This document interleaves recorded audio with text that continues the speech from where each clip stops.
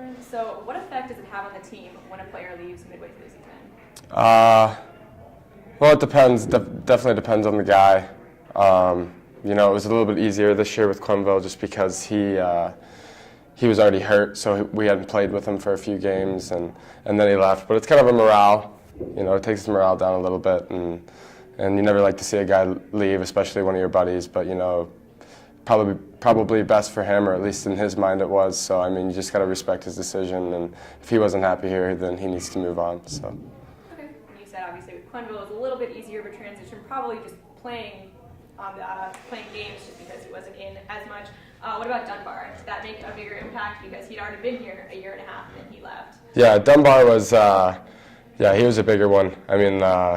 He was one of my good buddies on the team, and I know that a lot of guys missed him, especially at first. But, he thought about the decision for a while, and he had really looked through every option, and he approached a couple players before he had even talked to coach about it. So I think we felt a little bit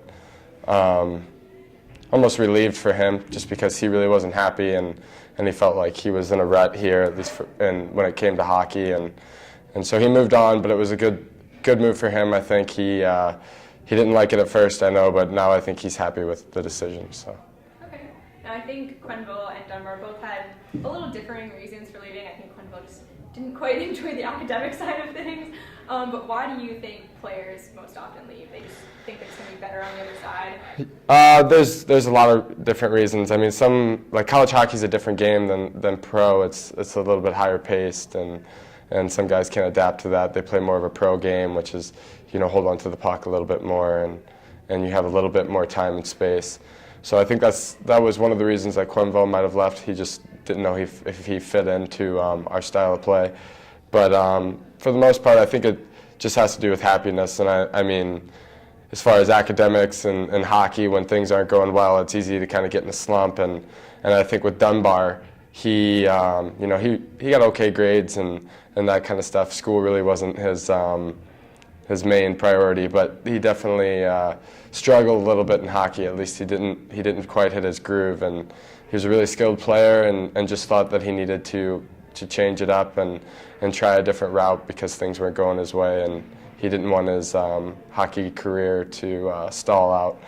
So there's really no one reason, I wouldn't say, but I think for the most part it has to do with their happiness and where they think that they can excel in hockey. Okay. Now, as captain, at least this year, with Quenville leaving, what do you do as a captain to keep your team moving forward? I think for us it was just all about staying focused on the games and what we needed to do, and we were on a little bit of a roll there when Quenville left. So we knew we had a big weekend, and for me, I just tried to keep the guys focused on the weekend and the games we had. And like I said, Quenville hadn't played in a few games, so we kind of already knew how to play without him. So it was kind of like, basically talking about, it was his decision, and now we move on, and there's nothing we can do about it now. So we didn't want to cry about spilled milk and just move on and focus on the games that we had that weekend. Now I know with Dunbar, when he left, the team obviously didn't bring anyone new on, I don't think, right? And then this year it doesn't seem like they're probably going to bring another player on. Do you think it's just too difficult to bring a new player into the team halfway through the year? Yeah, well, it's hard because then they only get 3.5 years, and that makes it difficult. So it's hard to convince, a kid to give up a half a year of eligibility, number one.